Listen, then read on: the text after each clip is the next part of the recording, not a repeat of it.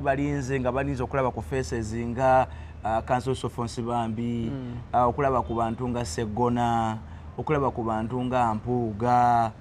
bonna mwabasudde ebbali ng'ate mumbadde muteekateeka lisiti eyo. Tuli mu kuba noonyerezaako lwa bubbi abo b'oyogedde bonna. Nsibambi nedda Nsibambi tugenda kumuwa ekifo.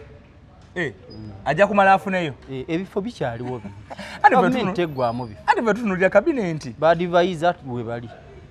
asobola okubeera ambasada wa Uganda mu nsi endala. So ekyo temukyeraliikirye. Bajja kufuna be tulina okuwa naye kati Mpuuga Segona gw'ogambye abo bali mu kunoonyerezebwako ku bubbi. Bakyali under scrutiny. Ku bubbi buno obubadde bugenda mu maaso mu Parliament. Babubaddemu n'omukono. Bino milioni 5. Manyi oli yegabanya 5 nabadde kukosa senga nabo babbeezeezeeyo. Eziyite. Omanye emivuyo gibadde gikolerwa nnyo mu committees. Nga sente gye zisinga okuyitira.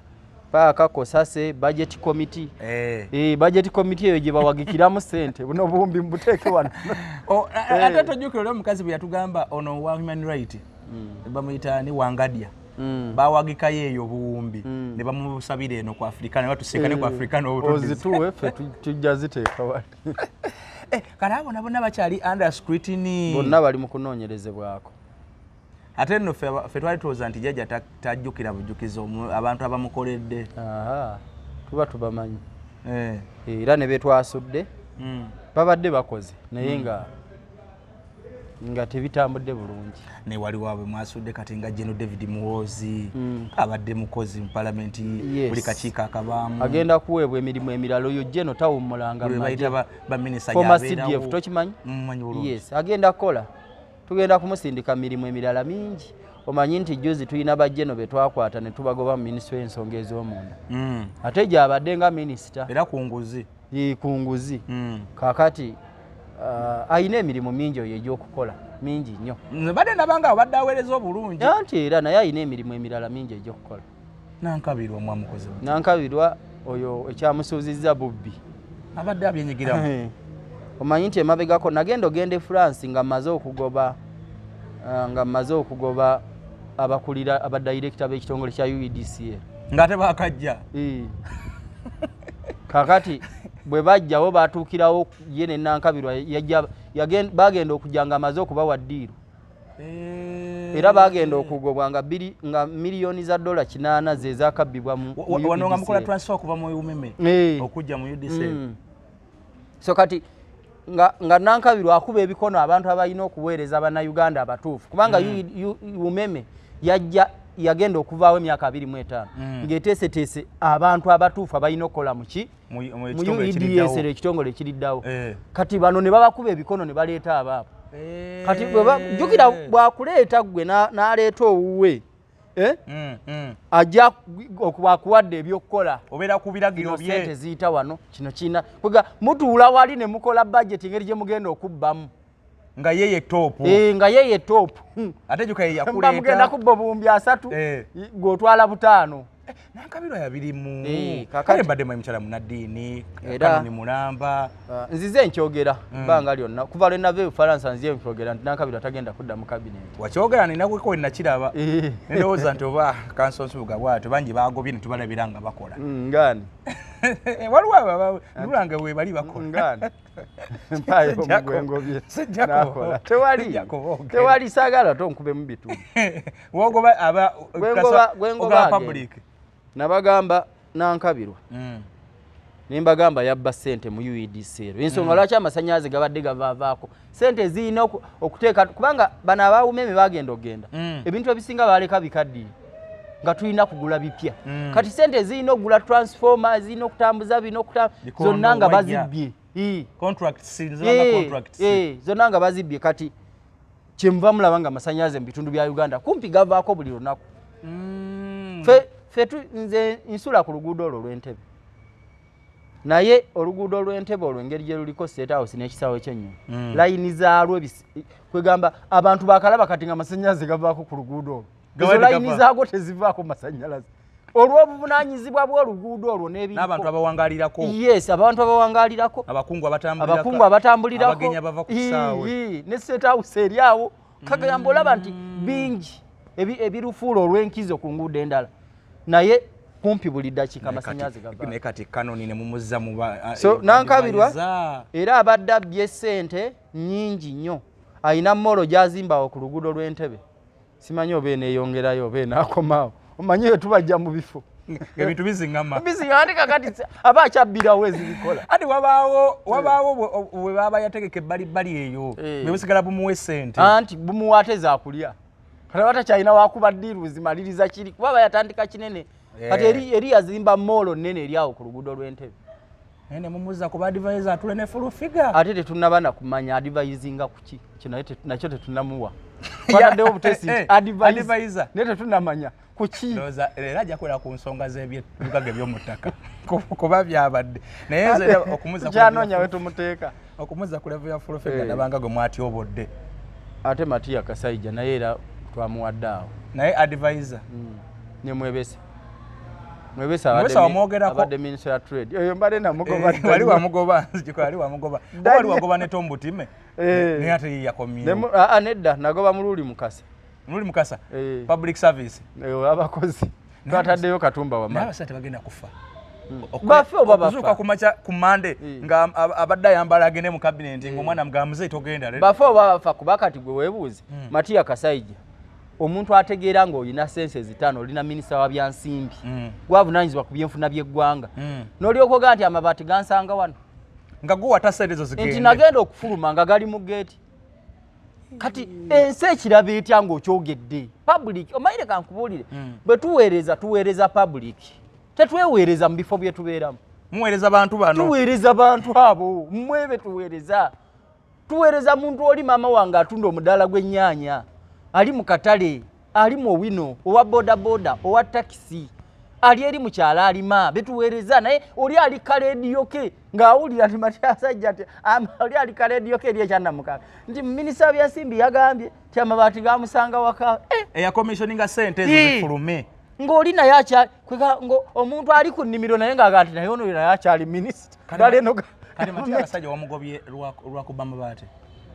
si kubba bubbi mabaati naye n'okwogera ebintu ebitakwatagana mbu ikonomi kusimanyi yiyi eggwawo egenda kati oba lweriba ekomawo alitugamba abadde atese situgamba atya awo mwatadde wani abadde omumyuka we Henry Musaasizi webatadde ekyala ky'Eruweero Kisise Mulondo nedda aliwo ne gundi aliwo ne Lugoloobi eyazze mu kyakasolo wa finance microfinance muwala wa Sam Kuteesa Shatizi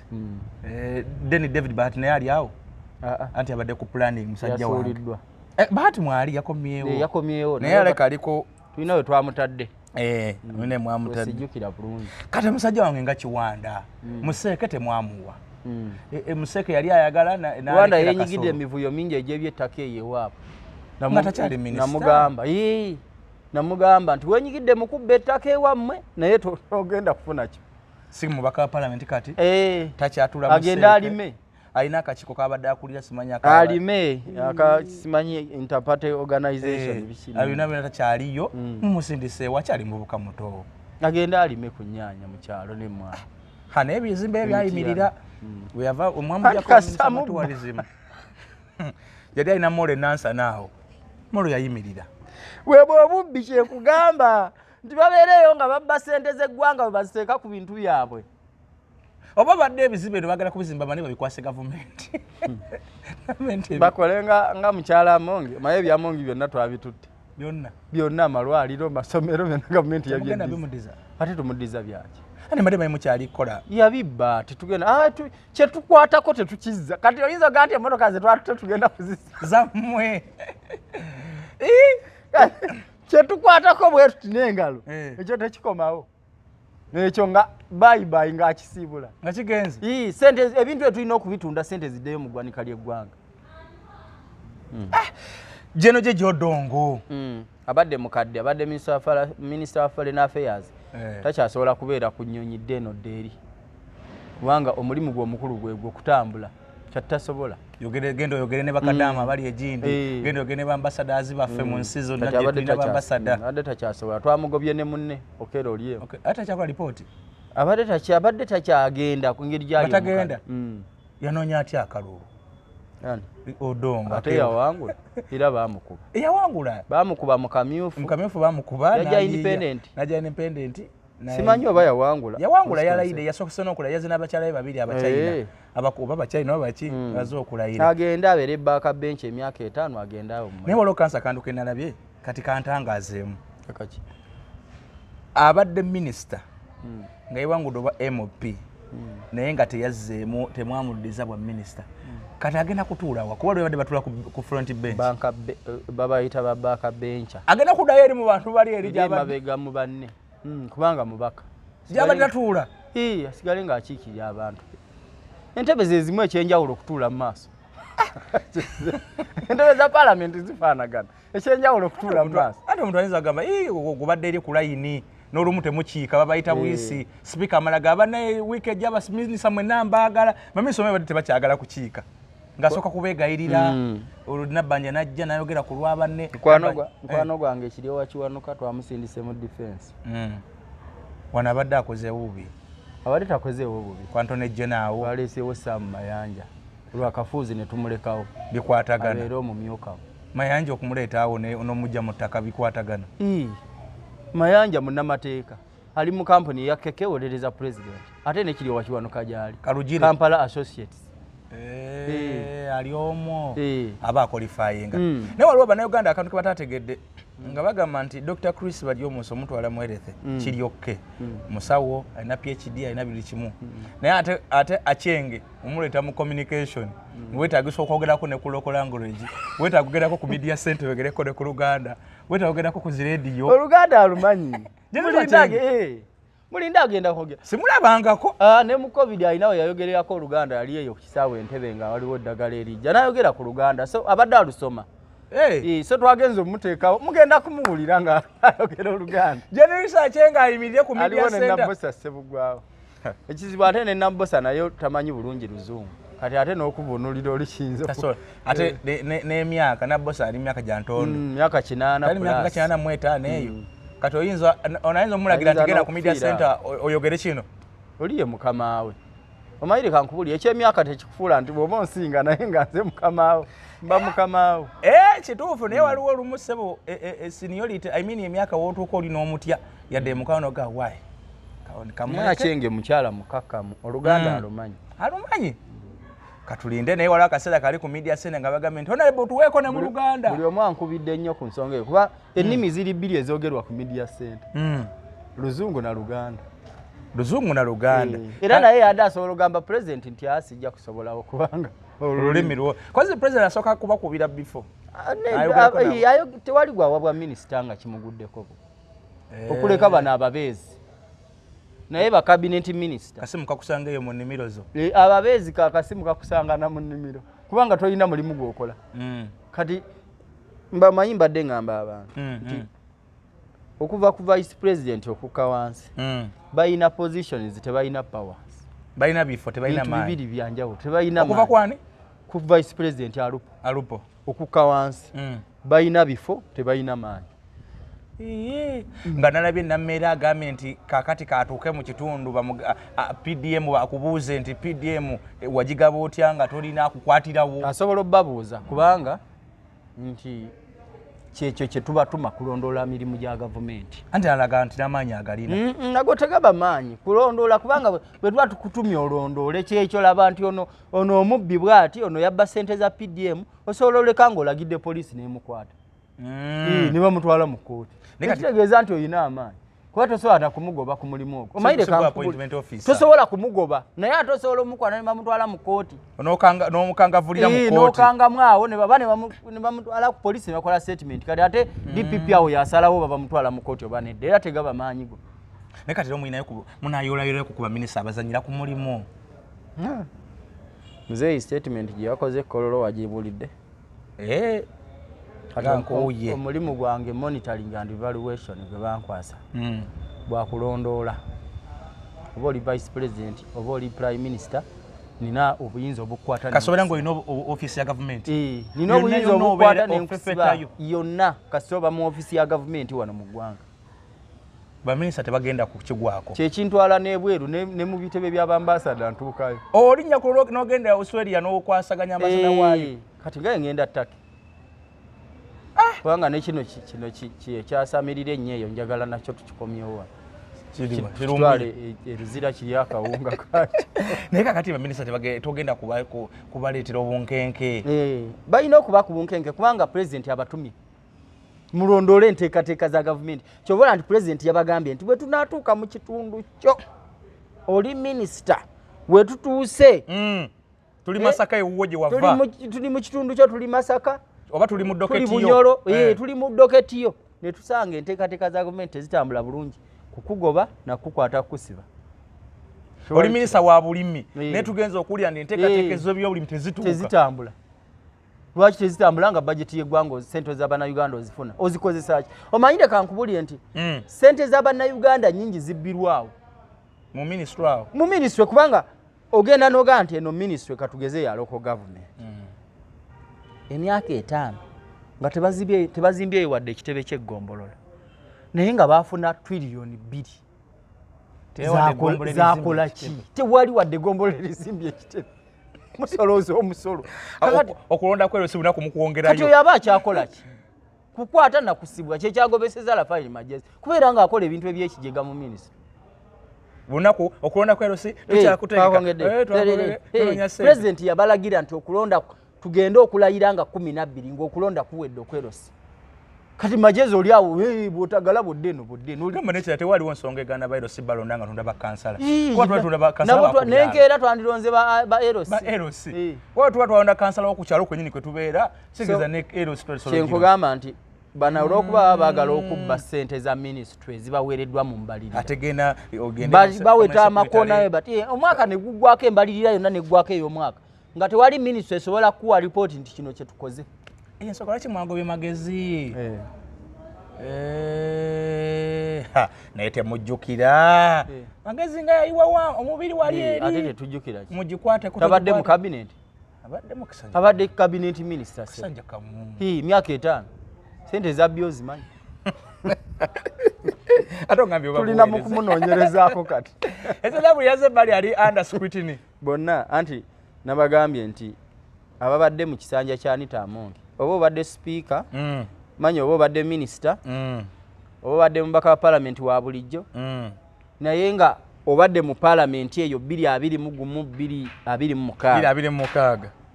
oba wagudde oba wayise mutokirizibwa kufuluma ggwanga kati bonna passport mwazi bajjeko bonna tewali akkirizibwa kuyita wali ku kisaawe ky'ennyonyi bano simanyi balani mayanja kosa sesimanyi abaani oba wagudde oba wayiseemu teri kufuluma tuli mu kunoonyereza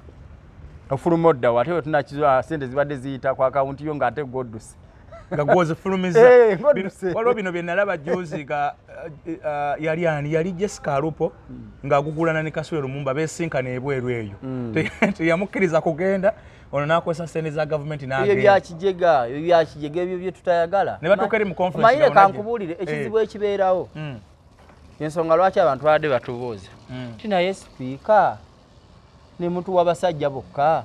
abakazi balina ebintu bye bakolakola ebyekigega tosobola muteeka mu kifo kirina buyinza abakazi tosobola muteeka mu kifo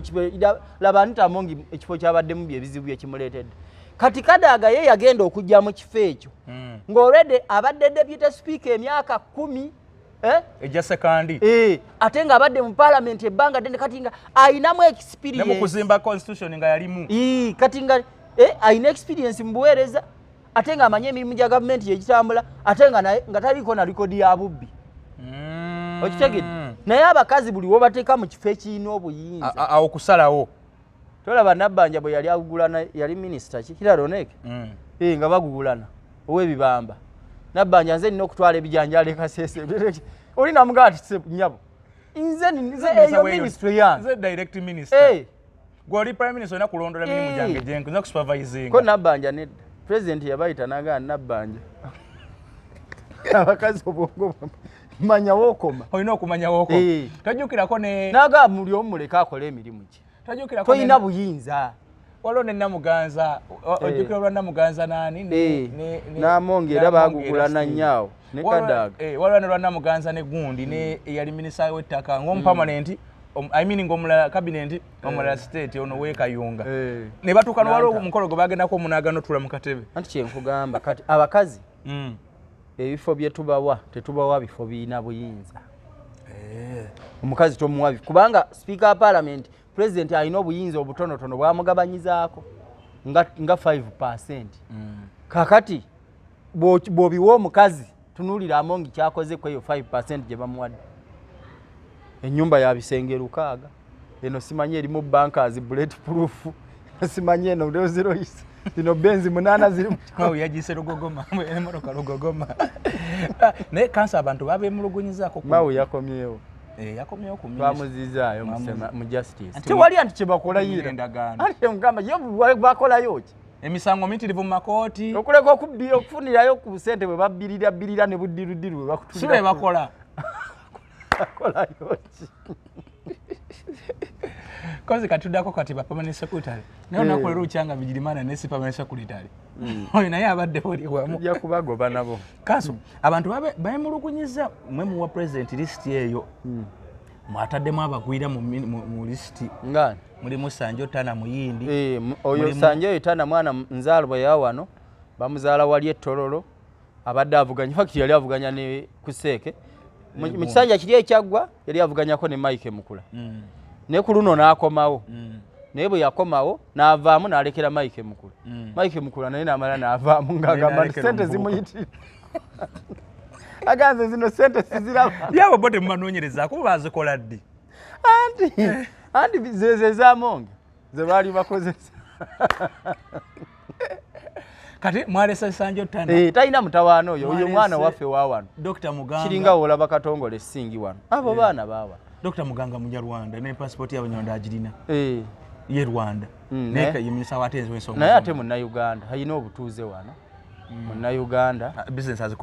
azikolera wano Vice Chancellor Mulamba wa university university esomesa Banyarwanda bonna basomesa ate university ya gwanga ewo omusolo ekola buli kimu so Bannayuganda ekyo tebakigenda nnyo wali mutawaana Uganda yafuuka y'amawanga magatti ebintu by'okusosola mu mawanga bikyamu muleka abantu ababadde mu Uganda babaddewo baweereze Bannayuganda omuntu leka nkubuulire cabinet tetuwa muntu bwa minisita oba kifo lwa ggwanga lye mumwa lwa bukozi lwa busobozi bwe kimbo wasobola okukola okitegeera waba asobola okukola nga tumuwa mulabe abatasobodde kukola betuwadde ebifo ne batakola okitegeera obwa speaker twabuzizaayo mu tteesa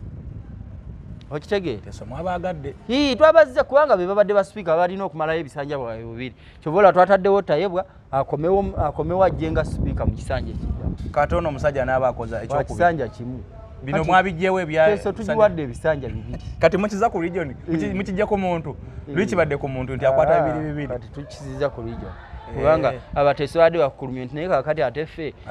owaffe mumugjeewo ate kakati tutamazeeko oli yafa tamazeeko nga wa mwaka so ntuga katubongere nemubongera naye kakati ate waliwo jeno wange okumuza mu public service wali nga wabadde awatuufu Jeno Katumba waliwo omuvuyo mungi muloko mugundi mu transportation ne wakisaawo wasanawo general awasanawo Jeno bya mukama ne mutabani wa Moses Ali Jeno Moses Ali anti twamusudde n'atuwa mutabani kati ye minister omubeezi w'ebyentambula bamuyita Siraje Moses Ali nakyo abantu bakicomplaininzeeko anti nga bagamba na Uganda kikiba ate abantu bagambye nti batunde cabinet eno mwayitaddemu nnyo okusasula mbwate ekibadde ekimu kubikosezza enkulaakulana y'eggwanga bano baba mutulaki kimanyi taata we yayambako olutalo kimanyi bano bakaboyo kimanyi yali yagaba ennyama yalina kakati mweno cabinet oyo mutabani wa Moses Ali bamuleese taata we abaddemu Shatizi Musherure taata we gundi kuteesa yaliwo mama Jacqueline Mbabazi mukyala wa mama Mbabazi minisita w'abakadde minisita w'abakadde mukyala mama Mbabazi nti kugamba Dr. Charles Ayume mutabani we yaliko speaker Ayume abantu gaginga okusikira kungi kusikiranga kungi mweno cabinet abantu nga bali basikidde nnyo omwana w'omugenzi bw'avuganya taafuna ekifo kati ekifo twakiwadde mugenzi ate abadde bubi rodade mbaga parliament ebisanja ebi ate okumuwa obwa minisita kizibu ki taata we yaliko sipiika kati kiringa bwoga nti muwala wa Monge azze maaso eyo yeesimbyewo azze tumuwadde obwa minisita ati era muwadde muwala wa Monge yaliko sipiika mba mugiwadde nnyo ate tutya tutunuulira bitundu mwala wa Sempijja naye mumuwadde tutunuulira bitundu tetwatunuulidde Sempijja twatunuulidde ekitundu kya Buganda nga namere yasinga mu Buganda baminisita kyafunye namere yekka yate namere muyambi wa minisita anti state bebakola bebasindika mu period bandi bakabinet baleeta ebintu ne basindika bano mugende mukole nabaki ekibeereyo kasa lumujja otunyumiza ekibeereyo ku Mande ekibeera mu kabinet ate lwaki batula kintabuli bakabinet batula ne ba state minister tatula mu kabinet tebabaayo saagala oli abalimbe state minister yenna mu Uganda wano tatula mu kabinet olwo president abalaba kodi n'abasinkana bani ba state abaagazaaki olaba ne baminister bennyini bamulengerera awo tebawanika nti wekitiibwa njagala kwogerayo kano aboogera bawanika ne bamuwa omukono n'ayogera president si yabawa president atula wali vice president n'atula wali ne Nabbanja n'atulawo ba prime minister kakati president ye n'atunula baminister ne bateesa kino kubanga president baba bazze dda neki n'olukangaga lukangaga nga olaba parliament kakati baminister wali buli omu n'awanika kino twandigizewo ekinze mu minisitule yange wano mubadde mwogedde ku kino eno waliyo kino kale president omanye atula mayiro namba okuva we bali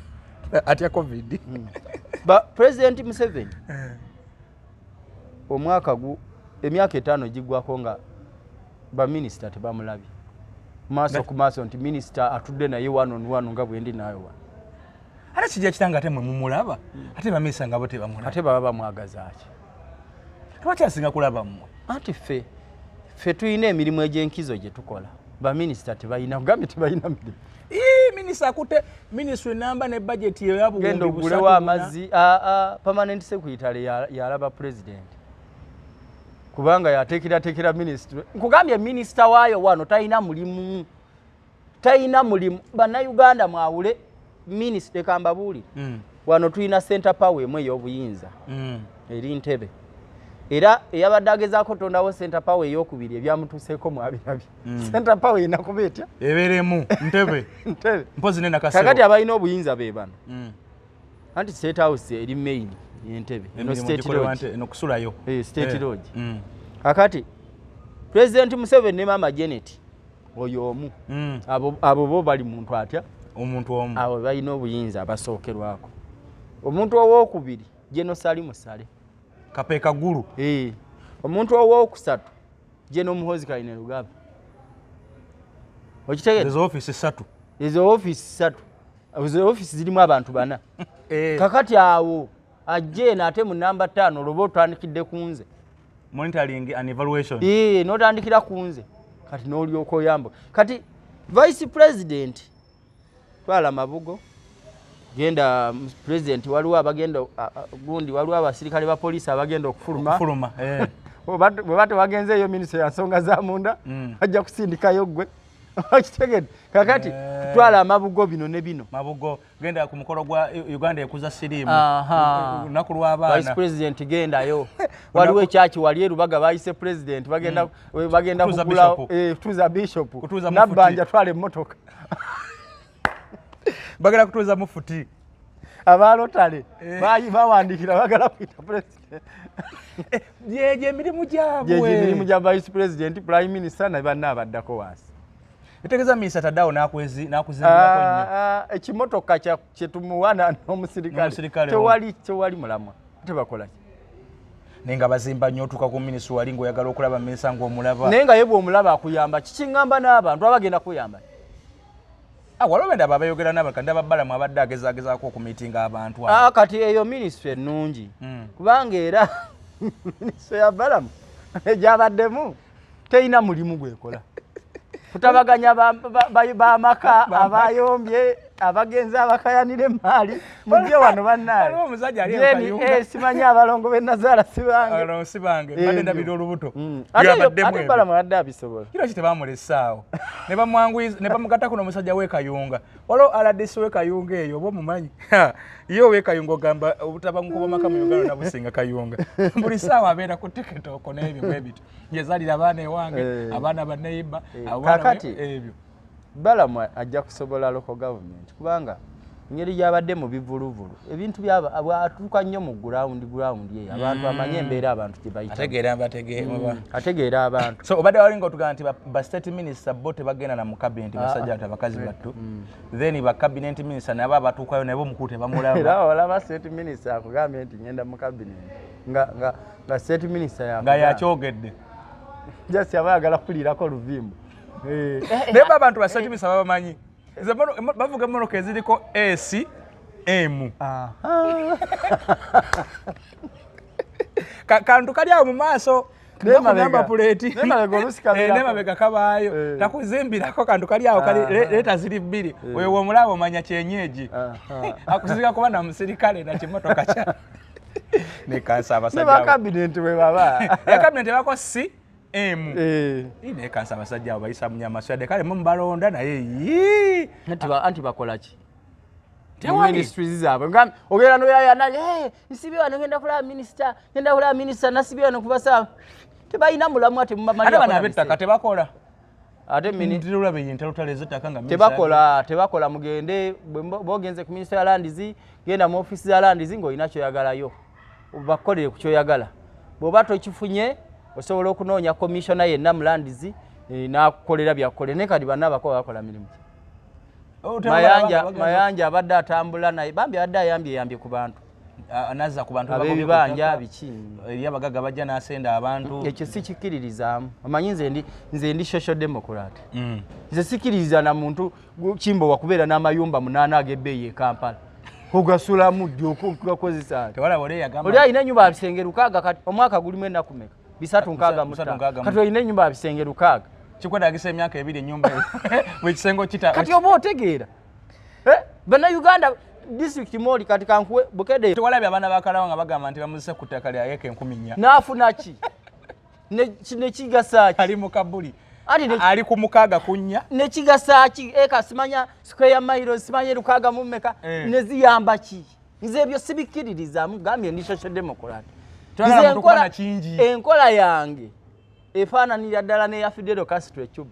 Fidel Castro bwe yajja yabuuza omuntu abeera atya ne ikazi 3 ng'abantu abalala tebalina we babeera n'agamba nti ettaka lina gavumenti eryeddiza kati oba olina ekazi 3 gavumenti ekulekerako egi ekumala endala nezigula gavumenti nezikugula kate ku buwagize n'ekuwa ssente eka yemu ekumala nosanga olinga ine mirako zimbako okola kimotoka 10 zaaki etwala abaana waliwo housemaid gyatugenda ku supermarket okuleeta ebintu waliwo egenda kati ababadde bazirina bannankabirwa mukyaddamu zitambuza mafuta mubadde munywa ga gavumenti kati mugenda kugajjawo kitegeeza era emmotoka mugenda kubitunda kyenkugambye nti kufiiriza abawi ba musolo bannayuganda pulezidenti yabadde kololo yayogedde ebigambo bino yagambye oba oli sipiika oba oli vice president simanya prime minister akina simanya minister yagambye enough is enough ekimala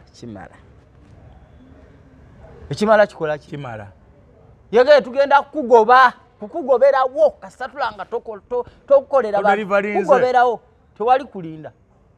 twagala buweereza bukkirire mu bantu bagambye nti waweeze ebyokulya n'ebyokunywa ku parliament nabiweeze era togenda kuddamu kubiraba bagende kantini ya parliament baliiraawo anti bya kantini bya bbeeyi kacayi kakanana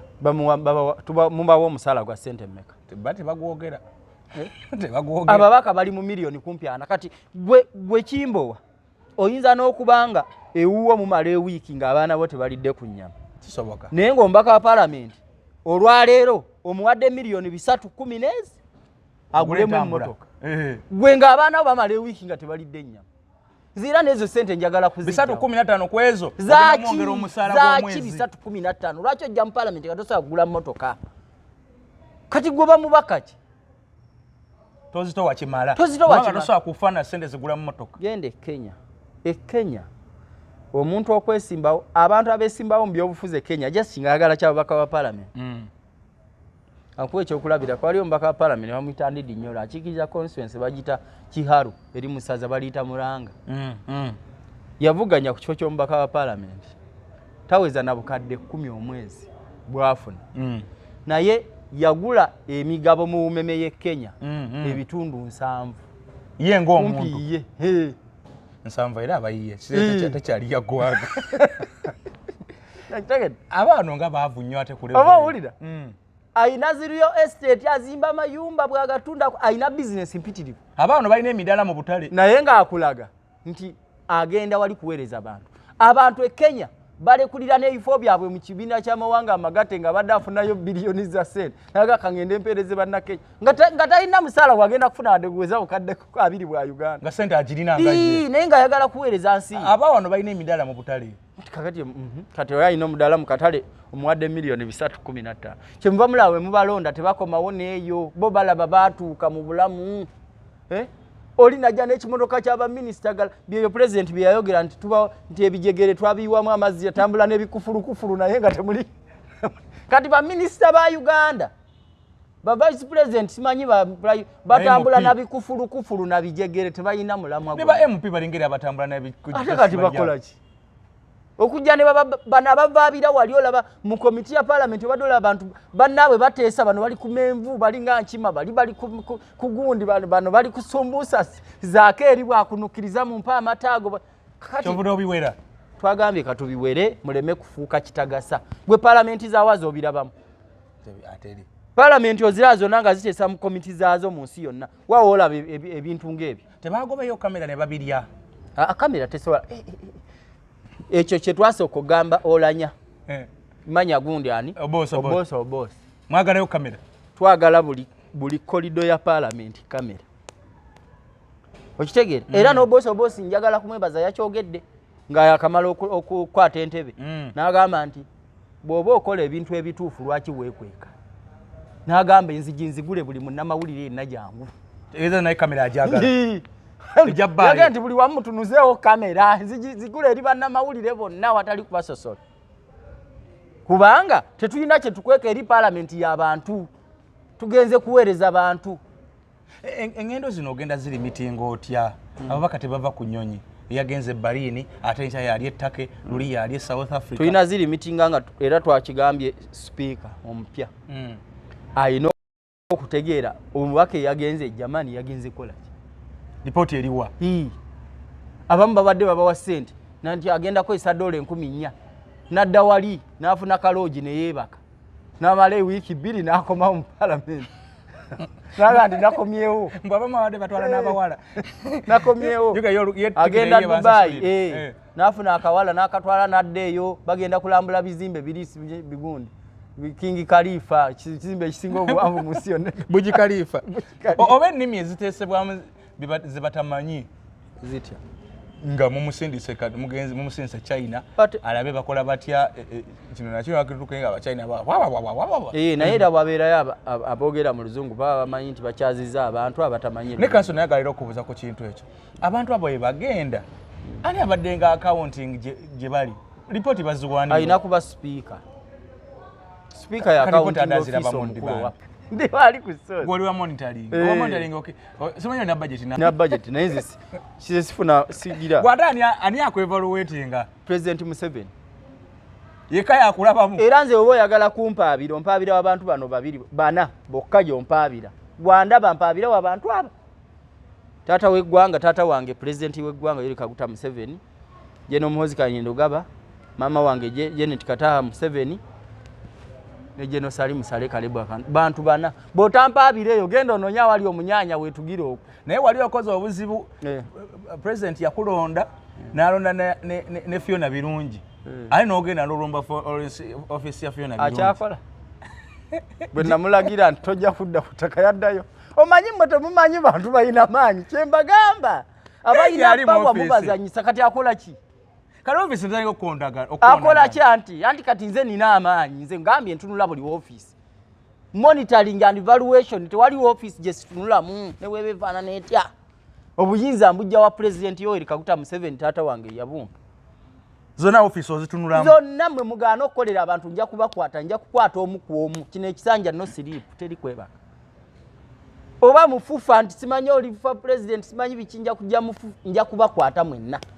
kubanga eyo fufa kitebe kya ggwanga kya gavumenti kati ogenda kolaidinga n'abantu president bennyini ate beyeerondedde kati ng'ebyo nga bukomishoni obuteekebwateekebwawo baminister buno obukomishoni obuteekebwateekebwawo kakiiko ka anti-corruption unity kakiiko ka ttaka president abuli abeerondera n'omukono gwe gwennyini ate ogenda kolaidinga nabo nkya kati ajja kusindika ogende okakana ng'ogudde mu Edith Nakalema nga mukwata bwaba ayina ensobi gy'akoze ogudde mu Jono Birungi nga nkukwata kubanga nze sifaayo nze kasita nkufunako obujulizi ndipootinga wa president wensanga nti ali bize maama Janet wensanga maama ali bize wa Jeno Muhoozi CDF mukulu wange wensanga ali bize guru Salimu Sale titaata kino kibaddewo kimu kakiiko lwekati ne wekati eno waliyo obulyake eno waliyo obulyake eno waliyo obulyake nze tojja kundabayo mu bagenda kukwata togenda nakunda banako naye gwe ojja kuba oli abangaga ndi mukulu obunnyogo gateekawe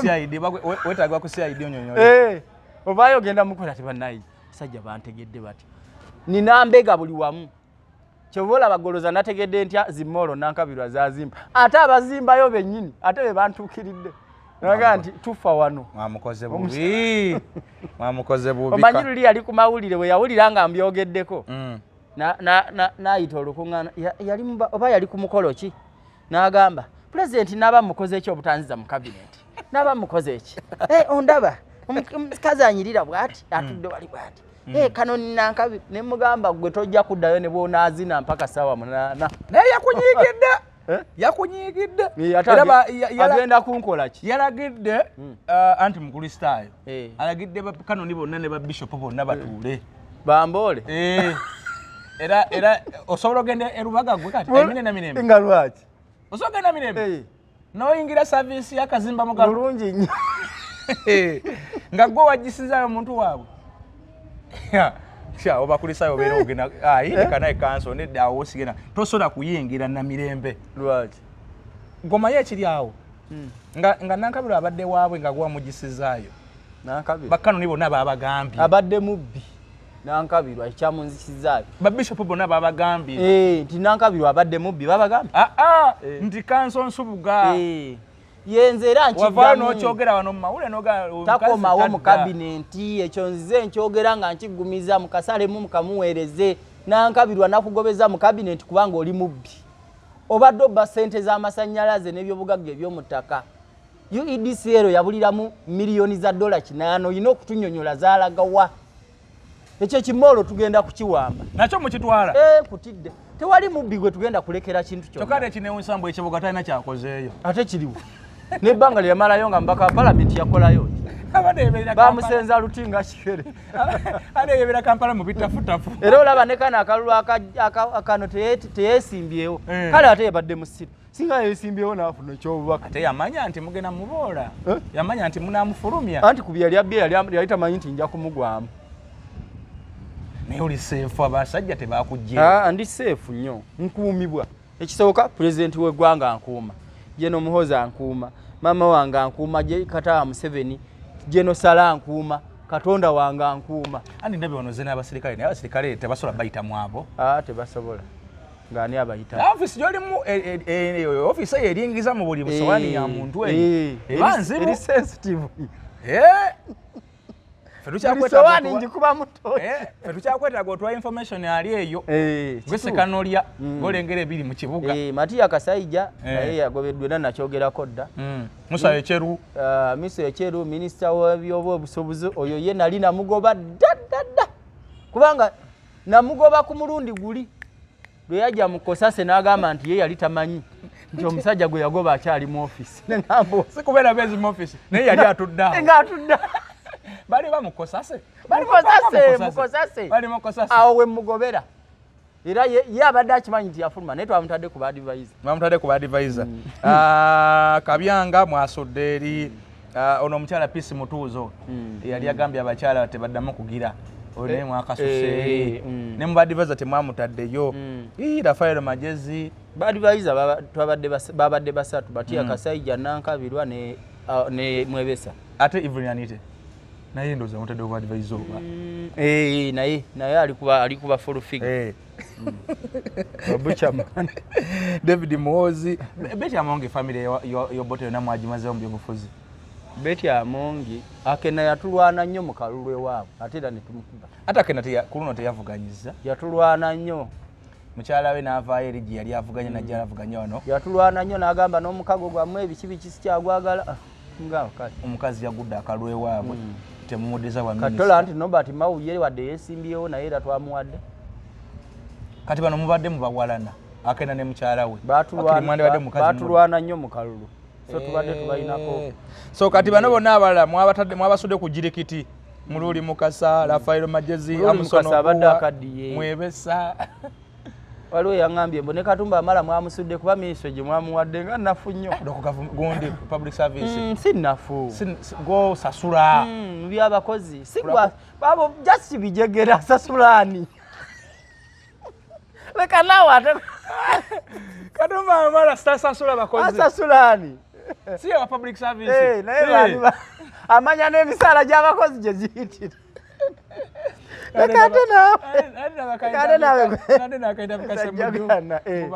Webalonda Jacob Boyo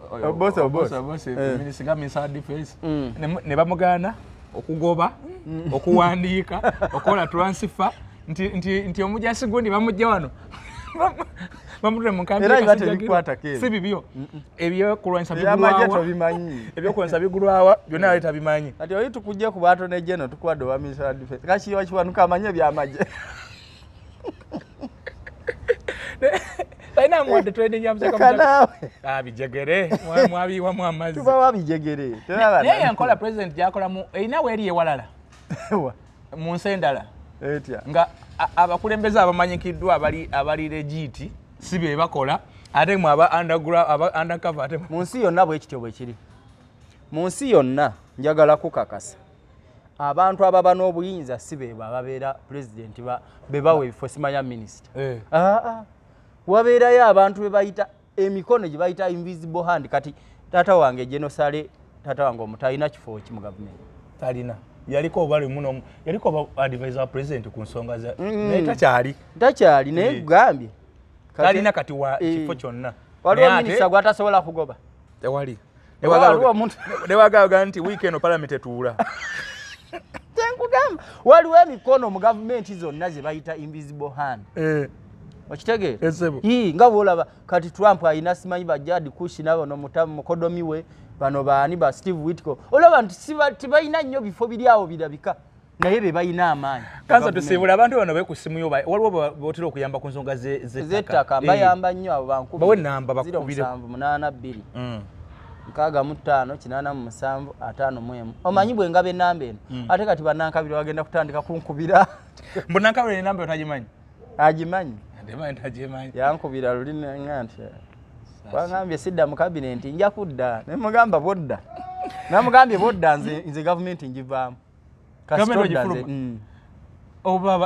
abadde alina okukosa ebintu ebirala tumaze okulonda lopu ate ekiwojjolo ebya lopu tubimaliriza ebya lopu ate mumubane lopu ffe tubalonda mumubana chief whip anti naye ffe tubalonda eri mulonda lopu tumayi Lubongo yaje ali emirimu gyaffe agitambuza mulonzani Ssennyonyi mumuziza tumuziza ate badde bagamba nti ono omusajja w'embaale Nyambeshe Mwiru ne Nambozi Nambeshe tugenda musindika ku parliamentary commission Mwiru twagala muwa wa chief whip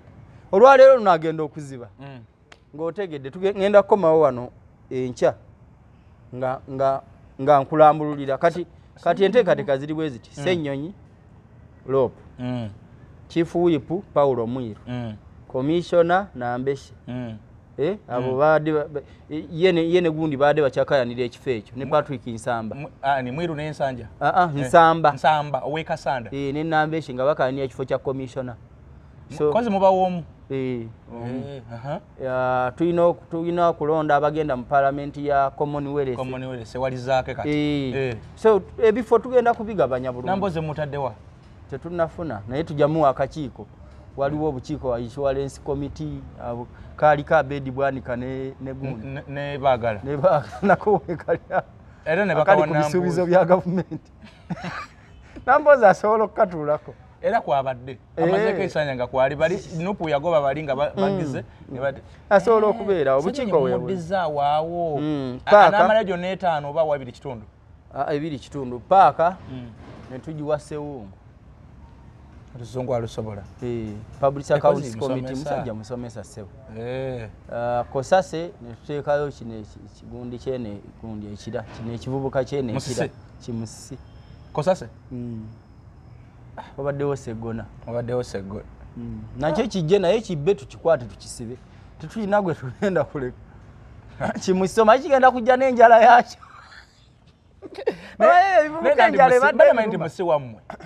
badde mainti wammwe musisi bonna beenaaleemu abo benkugamba kuba musisi takola mu pesa advocate akatana bonna abekatekata ye muwanika waffe wali yakatana katana wammwe naye oluwango yawafeesa abawandiisi bwe mutwe mukoze mwabateze gundi mwabateze emigadde endugwa ne bamuwa kokasi ya Buganda ate ne mumulonde mu wa minister kane kokasi mwaji wampi neko kasi yafu neko kasi yamu sibula abantu